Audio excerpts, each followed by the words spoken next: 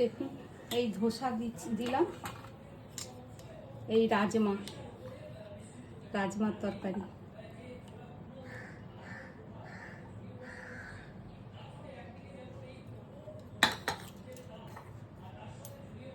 এই ওপর থেকে একটু ভাজা পেঁয়াজ দিয়ে দিচ্ছি, খেতে ভালো লাগবে। আর এই পাকা লঙ্কা ভেজে রেখেছি, দেখুন এই লঙ্কা খেতে ভালো লাগবে। ঝাল কিন্তু অতটা লাগবে না, কিন্তু খেতে ভালো লাগবে।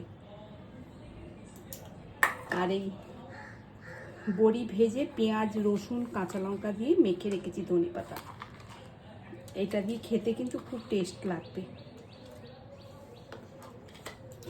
আর একটা ধোসা, এই দেখুন আওয়াজ দেখেছে, খুব সফট হয়েছে, পাতলা, একদম ফিটফিটে পাতলা।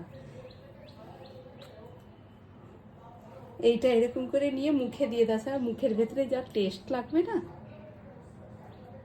সাংঘাতিক টেস্ট লাগবে।